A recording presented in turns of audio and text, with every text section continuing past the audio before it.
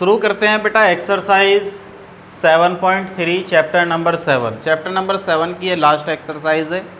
7.1 7.2 आप बहुत अच्छे से समझ चुके हैं।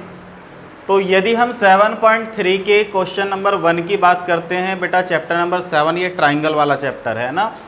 तो 1 में कहा इसने triangle A B C and D B C are two isosceles triangle. ध्यान देंगे बेटा, ए बी सी और D B C, A B D C और डी बी सी ये दोनों आइसोसेलेस ट्राइंगल है। कौन से दो ट्राइंगल की बात चल रही है, ध्यान से देख लो पहले बेटा। चित्र में देख लो पहले। ए बी सी ये पूरा बड़ा वाला जो ट्राइंगल आपको नज़र आ रहा है ये एक आइसोसेलेस ट्राइंगल है। फिर कहा इसने डी बी सी भी क्या है, एक आइसोसेलेस ट्राइंगल है। आइसोसेलेस ट्राइंगल एक ऐसा ट्राइंगल होता है जिसकी टू साइड इक्वल होती हैं और उसमें टू एंगल भी इक्वल होते हैं। फिर कहा इसने triangle on the same base, इन दोनों ट्राइंगल का जो बेस है वो सेम है। आप ध्यान से देखो, ए बी सी जो ट्राइंगल है उसका बेस भी बी सी है और डी बी सी जो ट्राइंगल है उसका बेस भी कितना है बेटा, बी सी। फिर कहा वर्टेक्स ए एंड डी, ये वर्टेक्स हैं हमारे ए और D, are on the same side of B C. किस पर है ये, बी सी, वर्टेक्स ए और vertex D. If A D is extend to intersecting B C, A D जो है, ये जो ए डी है वो इंटरसेक्ट करता है बी सी को, और बी सी कहाँ है हमारी, ये बेस। इसको क्या कर देता है, ए डी इंटरसेक्ट कर देता है, मतलब इस पार्ट को अलग और इस पार्ट को अलग दो भागों में डिवाइड कर देता है। वो दो भागों में डिवाइड नहीं हुआ, अभी कटा है, इस वाला पार्ट ये, इधर वाला पार्ट ये। इंटरसेक्ट मतलब इसे दो भागों में काट देता है। एट पी, किस पॉइंट पे, पी पे। शो दैट, हमें प्रूफ करना है ए डी बी कॉन्ग्रेंट होगा ट्राइंगल ए सी डी के। हमें प्रूफ क्या करना बेटा, हमें प्रूफ करना है ए डी बी कॉन्ग्रेंट होगा ए सी डी के। तो फर्स्ट वाले कॉन्ग्रेंट पे चलेंगे, फर्स्ट वाले पे। In triangle A B D and triangle A C D, first वाले को सॉल्व करेंगे पहले। A D B and A C D, इन दोनों ट्राइंगलों में यदि हमारा कॉन्ग्रेंसी रूल अप्लाई होता है तो ही ये कॉन्ग्रेंट होंगे। यदि कॉन्ग्रेंसी रूल अप्लाई नहीं होता है तो ये कॉन्ग्रेंट नहीं होंगे। और जिन बच्चों ने कॉन्ग्रेंसी रूल नहीं पढ़ा है वो ट्राइंगल की सबसे पहले जो टॉपिक समझाया गया है, वीडियो अपलोड कर दी गई है उसकी, उसे देख सकते हैं, जहां ट्राइंगल की एक्सरसाइज 7.1 समझाई थी, वहाँ सारे कॉन्ग्रेंसी रूल पढ़ाए गए थे। तो हमें A B D A C D में कॉन्ग्रेंसी रूल अप्लाई करके इसे कॉन्ग्रेंट बना लेना है। क्या बना लेना है, कॉन्ग्रेंट। तो सबसे पहले हम ये पढ़ेंगे ए बी डी कहाँ है बेटा। ए बी डी इस ट्राइंगल के विषय में वो हमसे कह रहा है। ये ट्राइंगल जो है ए बी डी ये ट्राइंगल बना। ए सी डी ये ट्राइंगल। ध्यान से देखा करो बेटा, जो बात समझाई जाया करे, ठीक है। वो कह रहा है ये दोनों कॉन्ग्रेंट हैं, ये बताओ। अब यदि ये दोनों कॉन्ग्रेंट हैं तो हम इसमें पहले अप्लाई करेंगे कॉन्ग्रेंसी रूल। कॉन्ग्रेंसी रूल के अंदर क्या होता है, या तो कोई तीन साइड इक्वल होती हैं, या कोई थ्री एंगल इक्वल होते हैं, या कोई two side one angle equal होगा, या RHS यानी कि उसका राइट एंगल होगा, एक हाइपोटेनियस होगा और एक साइड होगी। तो मैंने आपको 4-5 रूल बताए थे, उसमें से कोई ना कोई एक यहाँ अप्लाई हो रहा होगा।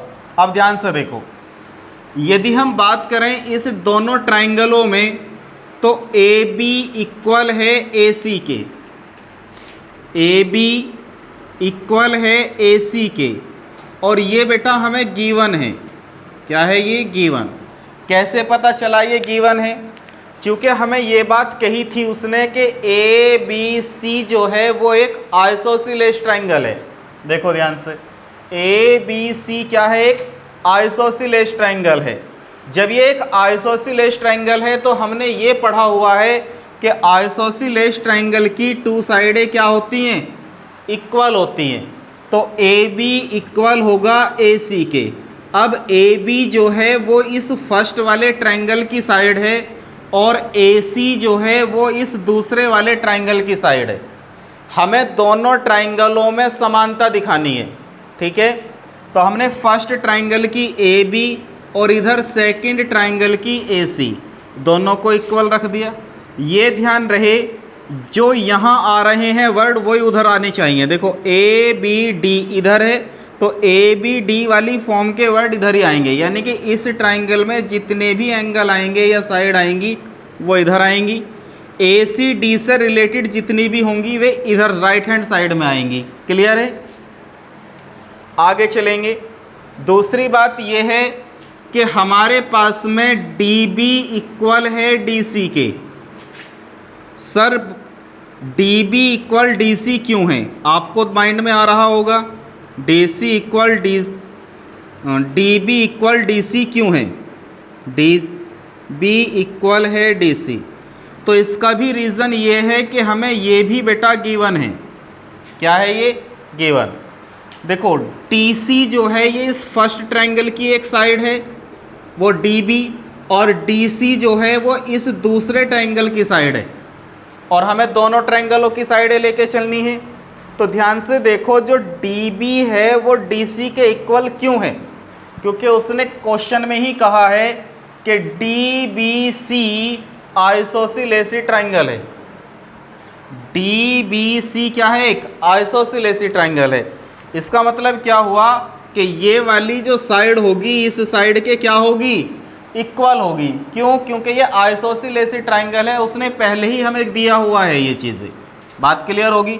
जैसे यहाँ दिया था ए बी सी क्या है? एक आइसोसेलेस ट्रायंगल है ए बी सी। तो यहाँ कितने ट्रायंगल दिए थे आइसोसेलेस? 2 ट्रायंगल दिए थे। एक तो दिया था ए बी सी, एक दिया था D B C, 2 isosceles triangle. बात क्लियर समझ में आ रही है? लेकिन हम जो कॉन्ग्रेंट दिखा रहे हैं वो इन 2 ट्रायंगलों को दिखा रहे हैं, और ये 2 ट्रायंगल हैं हमारे ये वाले।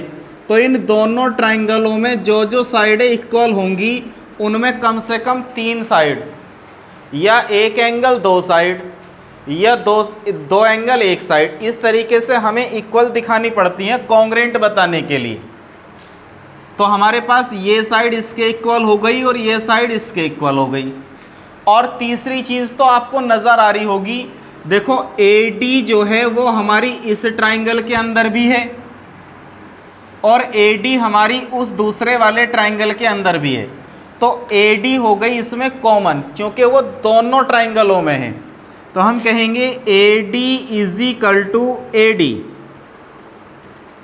और क्यों है ये? क्योंकि ये कॉमन है। क्या है ये? कॉमन। अब देखो यहाँ पे कौन सा रूल अप्लाई हुआ? Side side side. ये तीनों क्या है? ट्रायंगल की साइड हैं। Side side side. तो कॉन्ग्रेंसी रूल भी यही बन गया, side side side कॉन्ग्रेंसी rule. Clear बात समझ में आ रही है? तो इस साइड साइड कॉन्ग्रेंसी रूल के कारण ये दोनों ट्रायंगल कॉन्ग्रेंट हो गए। ए बी डी कॉन्ग्रेंट हो गया ट्रायंगल ए सी डी के। क्लियर है यहाँ तक? और यही बात हमसे पूछी गई थी, तो फर्स्ट आंसर हमारा आ चुका है। अब चलते हैं हम सेकंड वाले पे। सेकंड में क्या कहा कि in triangle A B P congruent है ए सी पी के। ए बी पी कॉन्ग्रेंट है ए सी पी के। अब देखो कौन से ट्राइंगल की बात कर रहा है वो, यहाँ पे करा देता हूँ बेटा मैं आपको सेकंड पार्ट। वो दो ट्राइंगल के बारे में बात कर रहा है हमसे, ए बी पी। तो in triangle A B P और दूसरा ट्राइंगल कौन सा है, A C P, triangle A C P. अब हमें इन दोनों को कॉन्ग्रेंट दिखाना है। अब जब इन दोनों ट्राइंगलों को कॉन्ग्रेंट दिखाएंगे तो अपने चित्र में देखो जो पिक्चर दी गई है इसमें दोनों ट्राइंगल कहाँ हैं, ए बी पी। पहला ट्राइंगल है यहाँ ये वाला।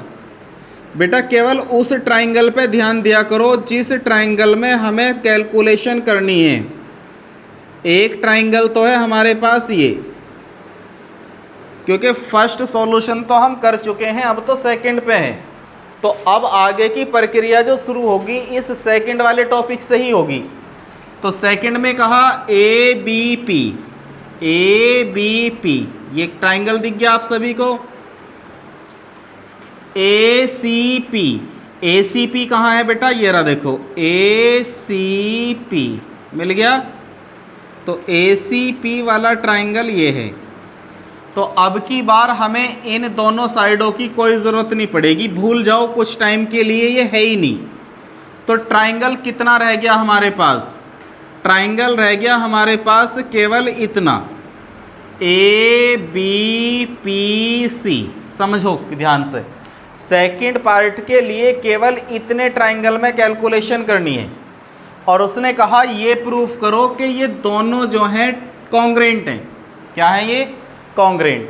ठीक है, कॉन्ग्रेंट प्रूफ करेंगे तो इनमें कोई ना कोई तीन चीज़ हमें इक्वल दिखानी है। तो पहली चीज़ का तो हमें पता है ए बी इक्वल है ए सी के, ए बी इक्वल है ए सी के। क्यों है, क्योंकि ये गिवन है। मैं दोबारा भी बता देता हूँ, ए सी इक्वल बी सी क्यों है, क्योंकि उसने कहा था ए बी सी क्या है, एक आइसोसेलेस ट्राइंगल है। तो आइसोसेलेस ट्राइंगल में तो टू साइड इक्वल होती हैं, तो मतलब ए बी इक्वल किसके होगा, ए सी के इक्वल होगा। दूसरी बात, चूंकि आप ध्यान से देखो हम इन दोनों ट्राइंगलों को कॉन्ग्रेंट प्रूफ करके आए थे, इसको और इसको। तो इस स्थिति में तो ये एंगल इसके क्या होना चाहिए था, इक्वल होना चाहिए था, क्योंकि कॉन्ग्रेंट तो हम पहले ही प्रूव कर चुके हैं। तो इस वजह से by C P C T corresponding part of congruent triangle are equal. Corresponding part जो होते हैं कॉन्ग्रेंट ट्रायंगल के वो क्या होते हैं, इक्वल होते हैं। तो हम कह सकते थे कि B A D, angle B A D equal होगा एंगल सी ए डी के, एंगल सी ए डी के। अब बात समझो, ये क्या आ रही है, एक बेटा सीधी रेखा आ रही है जो कि इंटरसेक्ट किया था बी सी को। मतलब इस एंगल को हम ये कह सकते हैं कि जो यहाँ एंगल बन रहा है ए बी ए डी, वही पूरा एंगल क्या है, बी ए पी है। क्योंकि जितना एंगल ये अब लिखा हुआ है इस लाइन को आगे तक बढ़ाने पर भी ये एंगल तो ज्यों का त्यों रहेगा, रहेगा या नहीं रहेगा। अब ध्यान से देखो, जब ये एंगल ज्यों का त्यों रहेगा तो हम कह सकते हैं कि बी ए पी इक्वल होगा सी ए पी के। Angle B A P equal होगा एंगल सी ए पी के। और क्यों हो रहा है, क्योंकि ये हम पहले ही प्रूफ कर चुके हैं कि एंगल यहाँ ये वाला ए इक्वल है इस वाले ए के, बी ए डी इक्वल है सी ए डी के। तो इसका रीज़न दे देंगे प्रूव अबाउ, प्रूव अबाउ, कि हमने ये पहले ही क्या कर लिया है, ऊपर प्रूफ कर लिया है। क्लियर है यहाँ तक।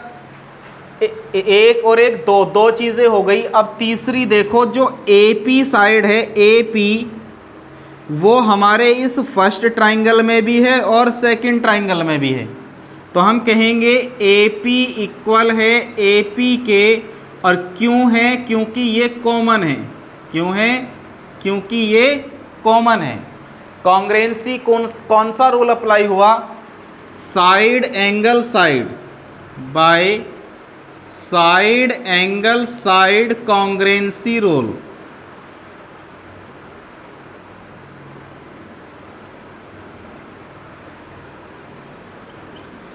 ये दोनों ट्राइंगल क्या हो गए? Congruent. A B P congruent होगा ए सी पी के, और यही सेकंड पार्ट में पूछा गया था। तो सेकंड पार्ट भी क्लियर हो गया। अब चलते हैं हम इसके थर्ड पार्ट पे। कौन से पे? थर्ड पार्ट पे। इसने कहा ए पी जो है वो बाइसेक्ट करती है angle A as well as D. A P जो लाइन है वो एंगल ए को और एंगल डी को दो बराबर भागों में बांटती है। तो ये बात बिल्कुल सच है कि वास्तव में ये इसे दो बराबर भागों में बांट देती है, क्योंकि इस चीज़ को आप इस वाले जो हमने फर्स्ट वाली कैलकुलेशन सॉल्व करी थी इसकी हेल्प से समझो। हमने प्रूफ कर लिया था कि angle A B D congruent है ए सी डी के, और ये कहाँ प्रूफ किया था? हमने इन दो ट्राइंगलों के बीच में। क्लियर है? तो यदि यहाँ by C P C T apply होता है तो ये एंगल जो है बी ए डी इक्वल हो जाता है सी ए डी के। ये दो एंगल इक्वल हो गए, ये रे दोनों एंगल बेटा। ऐसे ही angle B D A equal हो जाता है सी डी ए के, तो ये एंगल इसके क्या हो जाता है? इक्वल हो जाता है। तो जब angle by C P C T द्वारा angle B A D equal हो गया angle C D A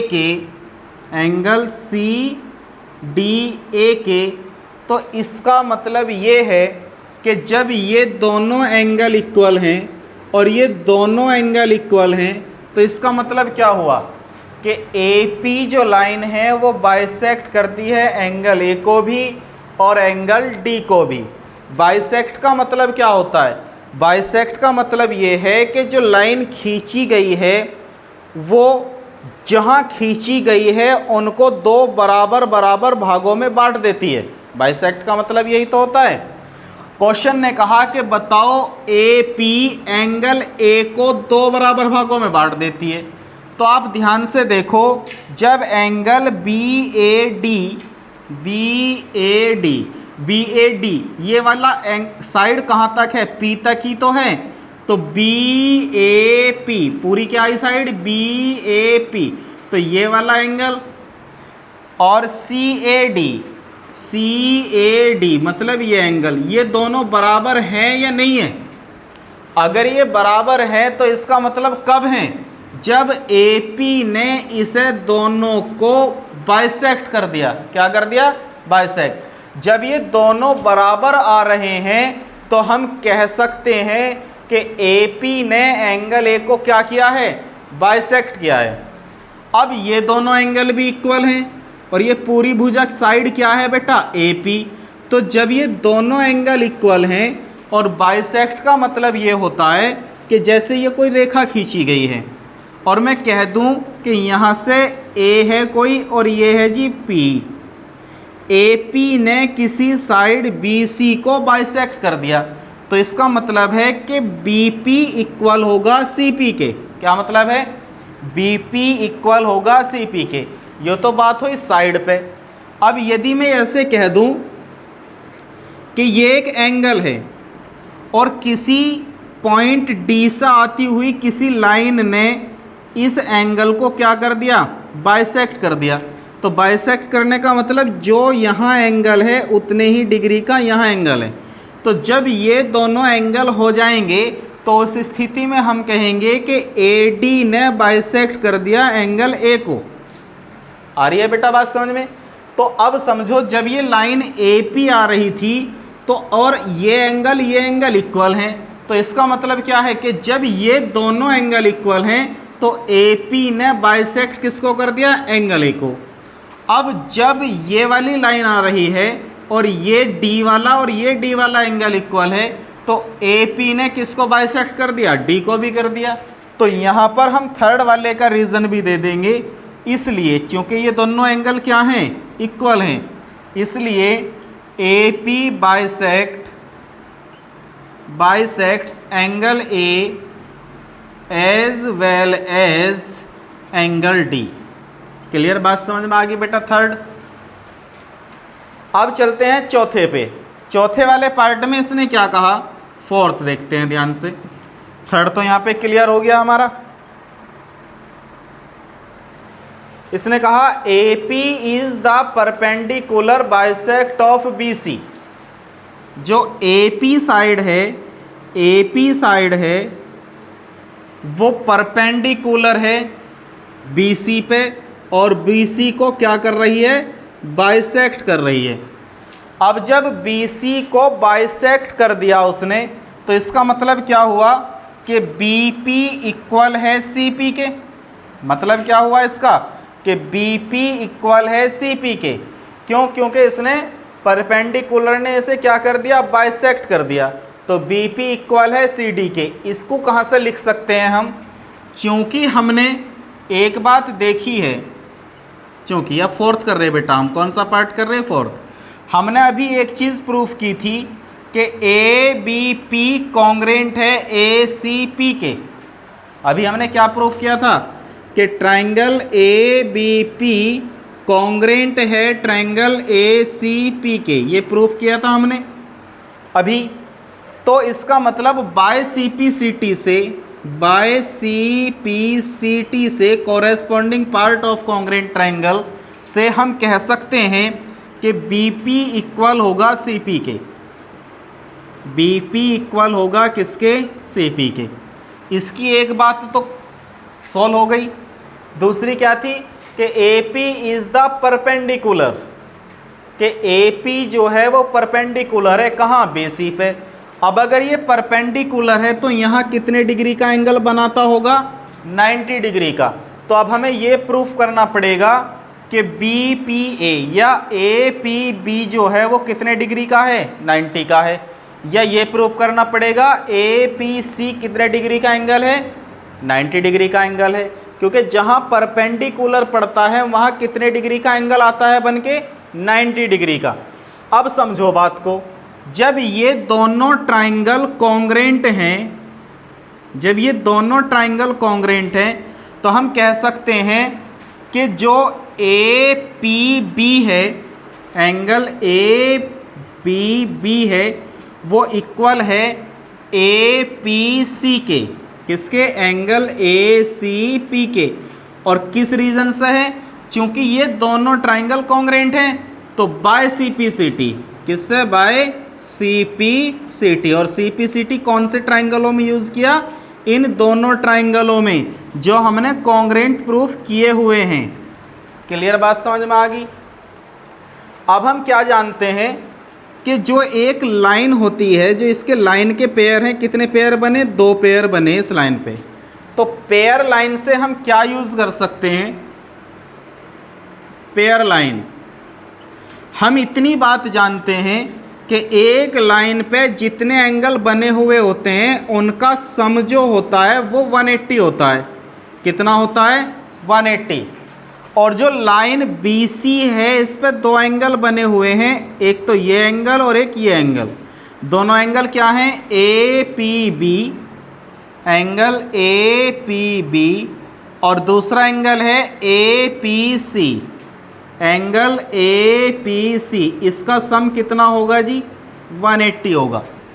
clear है बात, बात क्लियर है बेटा, क्योंकि ये एक ही लाइन के 2 पेयर, एक ही लाइन के पेयर हैं।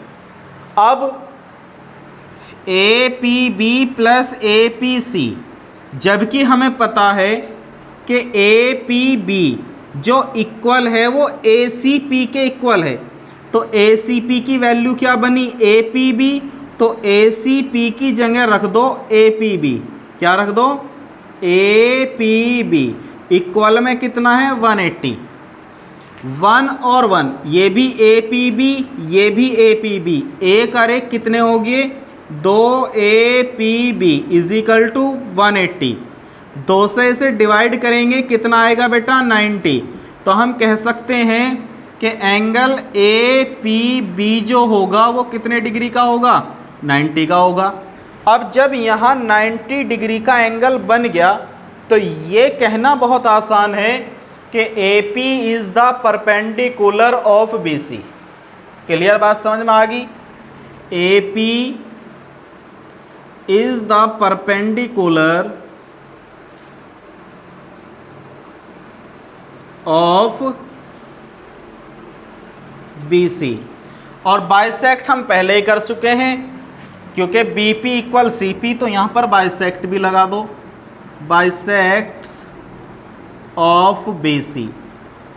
तो मैं उम्मीद करता हूँ क्वेश्चन आपको बहुत अच्छे से समझ आ गया होगा। अब चलते हैं हम इसके क्वेश्चन नंबर 2 पर। देखते हैं बेटा question number 2। Question number 2 very easy question. AD is an altitude of an isosceles triangle ABC in which AB equal है AC। हमारे पास में ABC जो है वो एक आइसोसेलेस ट्राइंगल है, तो हम एक ट्राइंगल बना लेते हैं। और इस ट्राइंगल के अंदर इसने एक बात कही है कि AB जो है वे इक्वल है AC के, तो AB इक्वल है AC के। ठीक है, ये गिवन है हमारे पास में। और क्वेश्चन में ये भी कहा है AD जो है an altitude on an isosceles triangle ABC, कि यहाँ एक एल्टीट्यूड डाला गया है, ये डाल दिया जी कहाँ BC पर। तो जहाँ बेटा एल्टीट्यूड होता है वहाँ पर 90 डिग्री का एंगल बनता है, इसे हिंदी में समलंब बोलते हैं। क्या बोलते हैं, समलंब। एक लंब डाला गया है।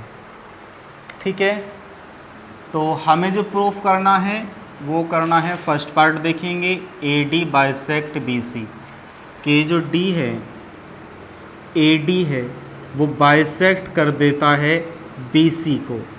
तो फर्स्ट वाले को देखते हैं हम। इसने कहा AD बाइसेक्ट BC। AD जो है वो BC को बाइसेक्ट कर देता है, यानी कि BC को 2 बराबर बराबर भागों में बांट देता है। तो हमें क्या प्रूफ करना है, BD इक्वल है CD के। AD बाइसेक्ट BC का मतलब क्या हुआ, जब AD BC को 2 बराबर बराबर भागों में बांट रहा है, बाइसेक्ट कर रहा है, तो हमें क्या प्रूफ करना है कि BD इक्वल होगा CD के। क्लियर है। तो हम चलते हैं in triangle ABD and triangle ACD, और इसे दिखा लेते हैं कॉन्ग्रेंट। और यदि ये कॉन्ग्रेंट है तो बाय CPCT की हेल्प से BD इक्वल होगा CD के। क्लियर है यहाँ तक, BD इक्वल होगा CD के। तो सबसे पहली बात तो बेटा ये है कि AB इक्वल है AC के, AB इक्वल है AC के, क्योंकि ये एक आइसोसेलेस ट्राइंगल है और ये बात उसने हमें दी भी है, AB इक्वल है AC के। दूसरी बात बेटा इसमें ये है कि जहाँ समलंब हैं, पहली बात तो इसमें यही थी पर एल्टीट्यूड की, कि एंगल ADB जो है वो इक्वल होगा ADC के, ईच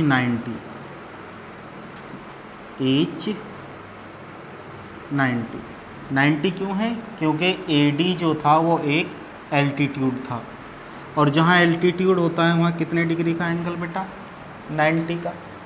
ठीक है। दूसरी बात गिवन है AB इक्वल AC, तो हम लिख देंगे AB इक्वल है AC, जो कि क्या है हमारे पास गिवन है। तो एक हमारे पास में राइट एंगल हो गया, एक हमारे पास में साइड हो गई, हाइपोटेनियस हो गया। ABAC क्या है, ये तो एक राइट ट्राइंगल का हाइपोटेनियस है। और तीसरी दिखाई दे रही है बेटा हमें इसमें ये साइड जो कि कॉमन है, AD इक्वल है AD के, ये क्या है इसमें कॉमन। तो रूल कौन सा अप्लाई हुआ, ये 90 डिग्री का एंगल है तो R, ये ट्राइंगल का हाइपोटेनियस है तो H, और ये ट्राइंगल की क्या है एक साइड है तो S। हाइपोटेनियस क्या होता है, एक राइट ट्राइंगल की जो सबसे बड़ी भुजा होती है, सबसे बड़ी साइड होती है, वो ही हमारी क्या होती है हाइपोटेनियस। जैसे इधर देखो ये एक राइट ट्राइंगल ही तो है, कैसा ट्राइंगल है राइट ट्राइंगल, और राइट ट्राइंगल क्योंकि इसमें कितने डिग्री का एंगल है 90 का, तो एक 90 का हो गया, और इसकी सबसे बड़ी भुजा क्या होगी हाइपोटेनियस, तो एक हाइपोटेनियस होगी, और तीसरी क्या हो गई इसमें साइड। सेम जो काम इस ट्राइंगल में वही उस ट्राइंगल में है, इस ट्राइंगल की बातें लेफ्ट हैंड साइड में है, उस ट्राइंगल की राइट हैंड साइड में है। तो रूल कौन सा लगा, RHS कॉन्ग्रेंसी रूल, कॉन्ग्रेंसी रूल क्लियर है। तो ये दोनों ट्राइंगल क्या हो गए कॉन्ग्रेंट, तो ट्राइंगल ABD कॉन्ग्रेंट होगा ट्राइंगल ACD के। अब जब ये कॉन्ग्रेंट है तो इसका मतलब ये हुआ कि बाय CPCT कि ये वाली जो साइड है इस ट्राइंगल की BD वो इस साइड के इक्वल होगी CD के, क्योंकि ये फर्स्ट वाला ट्राइंगल और सेकंड वाला ट्राइंगल दोनों क्या हो गए कॉन्ग्रेंट हो गए। तो बाय CPCT मतलब इसके कॉरेस्पॉन्डिंग पार्ट भी क्या होंगे इक्वल होंगे। तो हम कह सकते हैं कि BD इक्वल होगा CD के, और जब BD CD के इक्वल है तो ये निश्चित है कि AD ने बाइसेक्ट किया है BC को, तो हम कहेंगे इसलिए AD बाइसेक्ट्स BC। पहला वाला क्वेश्चन सॉल्व हो चुका है। दूसरा देखेंगे, फिर कहा इसने AD bisect angle A, AD ने एंगल A को बाइसेक्ट किया है। अब चूंकि ये ट्राइंगल जो है फर्स्ट ट्राइंगल और सेकंड ट्राइंगल, इसे तो हम कॉन्ग्रेंट प्रूफ कर चुके हैं, तो जब ये ट्राइंगल जो है ABD कॉन्ग्रेंट है ट्राइंगल ACD के, तो यहाँ पर भी by CPCT corresponding side of congruent triangle are equal वाला प्रॉपर्टी यूज़ करके हम कह सकते हैं कि BAD इक्वल होगा CAD के, एंगल CAD के। अब जब ये दोनों एंगल इक्वल हैं, जब ये दोनों एंगल इक्वल हैं तो एंगल A क्या हुआ है बाइसेक्ट हुआ है, इक्वल है तो दो भागों में तो बराबर बराबर बटा है। अब जब एक एंगल दो बराबर बराबर भागों में बटा है तो वो किसी से तो बाइसेक्ट हुआ है। अब कौन है इसके बीच में देख लो, ये है जी AD, तो इसका मतलब AD ने एंगल A को क्या कर दिया बाइसेक्ट कर दिया। तो हम कहेंगे AD बाइसेक्ट्स एंगल A। कोई प्रॉब्लम नहीं है। चलते हैं अब हम क्वेश्चन नंबर 3 पर। क्वेश्चन नंबर 3 में इसने हमसे कहा है two side AB and BC and median AM। ध्यान से सुनेंगे बेटा, AB और BC और median AM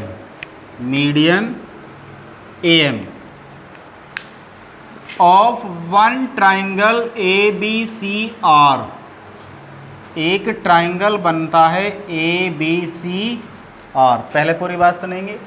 to side AB और BC, एक तो AB और एक BC एंड मीडियन AM, ये क्या है बेटा median AM of one triangle ABC।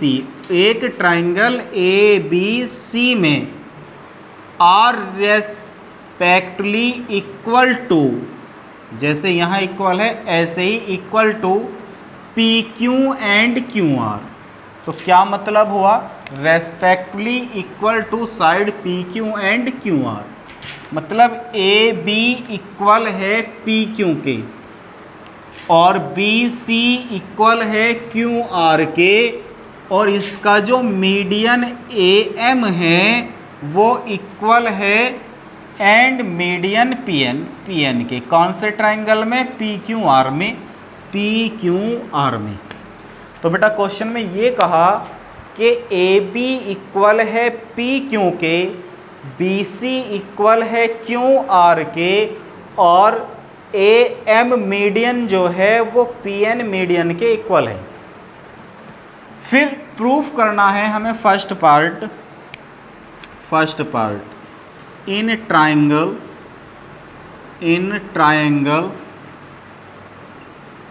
A B M and triangle P Q N. ठीक है, ये इधर है ट्राइंगल, ये हमें कॉन्ग्रेंट प्रूफ करना है। तो ये ट्राइंगल है कितना, ध्यान दो, ए बी एम, ये ट्राइंगल पी क्यू एन, केवल ये ट्राइंगल क्या है, कॉन्ग्रेंट है। अब ध्यान दो बेटा, इसमें हमें बी एम का तो पता ही नहीं कितनी, लेकिन चूंकि हमें गिवन है बी सी इक्वल है क्यू आर के, ये क्या है हमें गिवन है। यदि इसे 2 से भाग दे दी जाए और इसे भी 2 से डिवाइड कर दी जाए तो बी सी की हाफ कितनी बनी, बी एम। तो बी सी की हाफ बी एम इक्वल हो जाएगा क्यू आर की हाफ कितनी हुई, क्यू एन की। आगे बात समझ में? अब आगे बढ़ो। अब हमें ये पता चल गया कि यहाँ से लेके यहाँ तक जो बी एम है वो इक्वल है क्यू एन के। सही है। अब in triangle A B M and P Q N में चलते हैं। A B M P Q N, देखो इसकी ए बी साइड जो है वो इक्वल है दूसरे ट्रायंगल की पी क्यू साइड के, और ये क्या है, गिवन है, ये हमें दी गई है बेटा। दूसरी बात, बी एम इक्वल है क्यू एन के, बी एम इक्वल है क्यू एन के। रीज़न ये अभी हमने प्रूफ की है, प्रूव्ड अबाउ। क्लियर है। तीसरी, ए एम मीडियन जो है वो इक्वल है पी एन मीडियन के, ए एम इक्वल है पी एन के, और ये भी क्या है, हमें गिवन है। कौन सा कॉन्ग्रुएंसी रूल अप्लाई हुआ, साइड साइड साइड, क्योंकि ये भी ट्रायंगल की साइड है, ये भी ट्रायंगल की साइड है, और ये भी ट्रायंगल की साइड है। तो हम आसानी से कह सकते हैं कि side side side congruency rule से triangle A B M congruent हो गया ट्रायंगल पी क्यू एन के। फर्स्ट वाला टॉपिक समझ में आ गया। सेकंड में कहा ए बी सी कॉन्ग्रुएंट होगा पी क्यू आर के। तो सेकंड में चलते हैं, इन triangle A B C and P Q R, P Q R. तो अब जाना हमें पूरे ट्रायंगल में, और इन पूरे ट्रायंगल को हमें क्या दिखाना है, कॉन्ग्रुएंट दिखाना है। नंबर एक बात, ए बी साइड एक पी क्यू के इक्वल है, ए बी जो है वो इक्वल है पी क्यू के, और जो बी सी है वो इक्वल है क्यू आर के, क्योंकि ये दोनों चीज़ तो हमें गिवन है, लेकिन ये गिवन नहीं है। तो इसके लिए अब हमें ज़रूरत पड़ेगी कोई से एक एंगल की। अब श्योर कौन सा एंगल इक्वल है, क्योंकि अभी हम प्रूफ करके आए हैं A B M P Q N congruent है। तो by C P C T से हम कह सकते हैं कि ये एंगल बी किसके इक्वल है, एंगल क्यू के इक्वल है, क्योंकि ये ट्रायंगल क्या है, कॉन्ग्रुएंट है। क्या है ये ट्रायंगल, कॉन्ग्रुएंट। तो हम कहेंगे एंगल ए बी एम यानी कि एंगल बी कॉन्ग्रेंट है पी क्यू एन, मतलब एंगल क्यू के, वो इक्वल है एंगल क्यू के। क्लियर है? किस रूल से? C P C T, corresponding part of congruent triangle. और corresponding part of congruent triangle कौन से ट्रायंगल में देख रहे हैं हम? ए बी एम कॉन्ग्रेंट है पी क्यू एन के। तो दूसरा रीज़न हम यहाँ दे सकते हैं, एंगल बी हमारा इस पहले वाले ट्रायंगल में भी था और एंगल बी इस पूरे ट्रायंगल में भी है। तो जितना इस छोटे ट्रायंगल में एंगल बी है उतना ही एंगल बी इस पूरे ट्रायंगल में है। और सेम ऐसे ही क्यों भी जितनी वैल्यू इसकी छोटे एंगल में है उतनी ही वैल्यू इसकी इसके बड़े एंगल में है। तो हम कह सकते हैं कि एंगल बी इक्वल है एंगल क्यू के। और क्यों है? क्योंकि ये हमने यहाँ प्रूव कर लिया है। तो प्रूव अबाउ, और ये क्या था हमें गिवन। रीजन जरूर लिखना है साइड में, किस कारण ये इक्वल है। तीसरी बात आप जानते ही हैं, BC इक्वल है QR के, BC इक्वल है QR के, क्योंकि ये भी हमें गिवन है। ये हमें पहले ही दे दिया था उसने, BC इक्वल QR, ये रहा BC respectively equal to QR।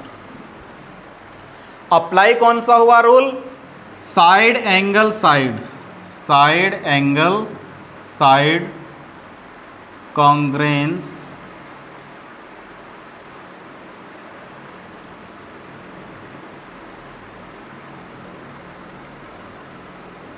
तो कॉन्ग्रेंसी रूल से क्या हुआ कि triangle A B C congruent हो गया ट्राइंगल पी क्यू आर के। और हमें यही प्रूव करना था। आप अच्छे से क्वेश्चन समझ गए होंगे। चलते हैं इसके क्वेश्चन नंबर 4 पे। देखते हैं बेटा इसका question number 4। B E and C F are two equal altitude of a triangle A B C. Question में ये कहा गया कि एक ट्राइंगल है हमारे पास में ए B C, A B C, और बी ई और सी एफ, बी ई और सी एफ, ये दो एल्टीट्यूड हैं ए बी सी ट्राइंगल में। तो B E C F altitude है, तो यहाँ पर कितने डिग्री के एंगल बनाएंगे? 90 डिग्री के एंगल बनाएंगे। Using RHS congruence rule prove that the triangle A B C is isosceles triangle. हमें ये प्रूफ करना है कि ए बी सी जो है वो एक आइसोसेलेस ट्राइंगल है। अब यदि ए बी सी एक आइसोसेलेस ट्राइंगल है तो इसमें दो साइड इक्वल होनी चाहिए, मतलब ए बी इक्वल होना चाहिए ए सी। दूसरी बात, इसके दो एंगल इक्वल होने चाहिए। अब ए बी सी ट्राइंगल में एक तो एंगल बी और दूसरा एंगल सी, ये क्या होनी चाहिए? इक्वल। यदि इतनी बात हम इसमें प्रूफ कर दी तो हम ये कह सकते हैं कि ए बी सी जो है वो एक आइसोसेलेस ट्राइंगल है। यदि हमने इतनी बात इसमें प्रूफ कर दी। क्वेश्चन समझ में आ गया हमसे क्या पूछा? अब हम क्या काम करते हैं कि जो हमारे पास एल्टीट्यूड दिए गए हैं उस पर देखते हैं। इन ट्राइंगल, पहले दो ट्राइंगल लेकर के सॉल्व करते हैं इसे। एफ बी सी, एक तो ले लेते हैं हम ये triangle, triangle F B C, और दूसरा ट्राइंगल ले लेते हैं हम ई सी बी। क्लियर है? Triangle E C B. इन दोनों ट्रायंगल में एक चीज़ तो गिवन है कि ये दोनों जो हैं 90 डिग्री के एंगल हैं। कौन से एंगल हैं ये? B F C. Angle B F C equal है एंग सी ई बी के, क्योंकि ये क्या है? 90 डिग्री के एंगल हैं। दूसरी बात, इसमें हमारे पास BC कॉमन है, क्योंकि ये BC एफ बी सी वाले ट्राइंगल में भी आ रही है और ई सी बी वाले ट्राइंगल में भी आ रही है। तो हम कह सकते हैं बी सी इक्वल है बी सी के, यानी कि बी सी इक्वल है सी बी के, बी सी इक्वल है सी बी के। और ये क्या है हमारे पास? कॉमन। और ये इस ट्रायंगल का बेटा हाइपोटेनियस है, ये ध्यान रखना, क्योंकि यहाँ राइट एंगल बन रहा, तो यहाँ एक बेस हो गया, एक परपेंडिकुलर, तो तीसरी साइड क्या बची? हाइपोटेनियस। क्योंकि जहाँ पर 90 डिग्री का एंगल बनता है उन दोनों साइडों में से एक तो परपेंडिकुलर होता है, दूसरा बेस होता है, तो जो तीसरी बचती है वही क्या होती है? हाइपोटेनियस होती है। तो यही तो बची तीसरी साइड, तो यही क्या होगी? इसकी हाइपोटेनियस होगी। एक चीज़ और गिवन है इसमें, इसने कहा था कि एल्टीट्यूड जो हैं इसके वो इक्वल हैं, मतलब ये जो समलंब हैं ये क्या हैं? इसके इक्वल हैं। तो एफ सी इक्वल है ए बी के, एफ सी इक्वल है ए बी के, और ये हमें गिवन है। ये है 90 डिग्री का एंगल, मतलब राइट एंगल। ये है इसका हाइपोटेनियस, मैंने अभी बताया। और ये क्या है? इसकी साइड। तो आर एच एस कॉन्ग्रेंसी रूल लग चुका है, और जब आर एच एस कॉन्ग्रेंसी रूल लग गया तो ये क्या हुआ? कॉन्ग्रेंट। तो एफ बी सी कॉन्ग्रेंट होगा ट्राइंगल ई सी बी के। अब बताओ, जब ये दोनों ट्राइंगल कॉन्ग्रेंट हैं, ये वाला ट्राइंगल और ये वाला ट्राइंगल, तो इसका ये एंगल इसके इक्वल होगा या नहीं होगा? By C P C T, by C P C T angle B equal होगा एंगल सी के। अब देखो, हम उसने कहा था कि बताओ triangle A B C is isosceles triangle, तो एंगल बी किसके इक्वल आ गया? एंगल सी के। जब बी सी के इक्वल है तो बी और सी से जाने वाली साइडें भी क्या होंगी? अब इक्वल होंगी। तो बी और सी से जाने वाली दोनों भुजाएं क्या हैं? ए बी और ए सी। ए बी इक्वल होगा ए सी के। क्यों होगा? क्योंकि angles opposite to equal side are equal. जिनके अपोजिट एंगल इक्वल होते हैं उनकी अपोजिट साइड भी क्या होती हैं? इक्वल होती हैं। तो ये अपोजिट एंगल क्या हैं? इक्वल हैं। तो इससे जाने वाली जो लाइन होंगी वे भी क्या होंगी? इक्वल होंगी। तो हम कह सकते हैं कि जब साइड इक्वल हैं और एंगल इक्वल हैं तो triangle A B C is isosceles. तो triangle A B C is isosceles. मैं उम्मीद करता हूं आप ये क्वेश्चन बहुत अच्छे तरीके से समझ गए होंगे। चलते हैं क्वेश्चन नंबर 5 पर। Question number 5 very easy question. A B C is an isosceles triangle with A B equal A C. A B C जो है बेटा एक आइसोसेलेस ट्राइंगल है। मैं आपको बार बार बता रहा हूं, जो आइसोसेलेस ट्राइंगल होता है उसकी 2 साइड और 2 एंगल इक्वल होते हैं। इसने कहा ए बी इक्वल है ए सी के, कि ए बी इक्वल है ए सी के, तो इसके ये दोनों जो अपोजिट एंगल हैं क्या होंगे? इक्वल होंगे। फिर कहा इसने draw A P perpendicular B C. बताओ ए पी है कोई, ए पी ऐसे लाइन खींची गई है ए पी जो कि परपेंडिकुलर है। ए पी परपेंडिकुलर है किस पे? बी सी पे। तो यहाँ पर क्या होगा? 90 डिग्री का एंगल होगा। और वो कह रहा बताओ कि एंगल बी इक्वल है एंगल सी के।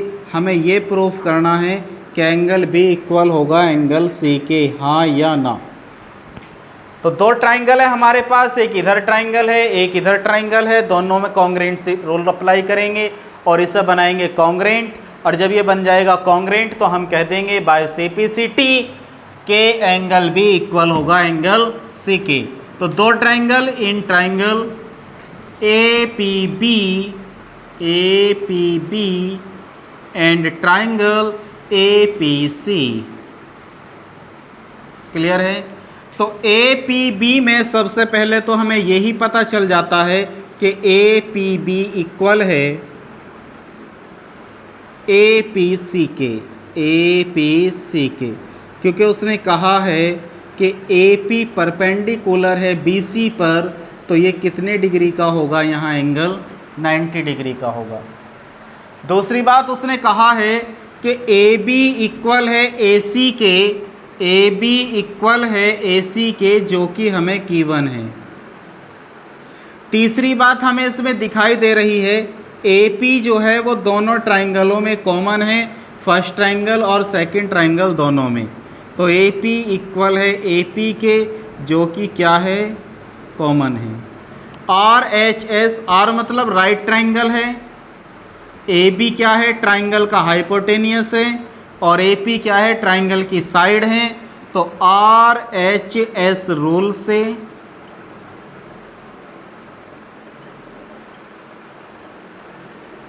हम ये कह सकते हैं कि ट्राइंगल ए पी बी जो होगा वो कॉन्ग्रेंट होगा ट्राइंगल ए पी सी के। अब जब ये दो ट्राइंगल कॉन्ग्रेंट हैं तो by C P C T इसके जो कॉरेस्पॉन्डिंग पार्ट होंगे वे क्या होंगे, इक्वल होंगे। By C P C T angle B equal हो जाएगा एंगल सी के। और यही क्या करना था, हमें प्रूफ करना था। आपका चैप्टर हो चुका है कंप्लीट। मैं उम्मीद करता हूँ 7 चैप्टर आपको बहुत अच्छे से समझ आ गया होगा। जो क्वेश्चन आपको क्लियर समझ नहीं आया है आप कमेंट बॉक्स में बता दीजिएगा कि चैप्टर नंबर 7 में आपको क्या क्वेश्चन में समझ नहीं आया है। मैं उम्मीद करूँगा, कोशिश करूँगा कि जो टॉपिक आपको समझ नहीं आया है उस टॉपिक के ऊपर एक नए तरीके से फिर से वीडियो बनाऊं और आप तक वो पहुंचाऊं। मेरा लक्ष्य ये है कि आपका हर एक टॉपिक क्लियर होना चाहिए। तो जिन क्वेश्चनों में भी आपको प्रॉब्लम आई है या कोई बात आपको मेरे बताने में समझ नहीं आई है, आप कमेंट बॉक्स में बताइए क्वेश्चन नंबर 7 में, 2 में, 1 में ये बात समझ नहीं आई। मैं उस टॉपिक के ऊपर दोबारा से एक वीडियो और लेकर के आऊँगा। अब मिलेंगे हम आपसे एक नए चैप्टर के साथ, एक नई ऊर्जा के साथ। चलते हैं।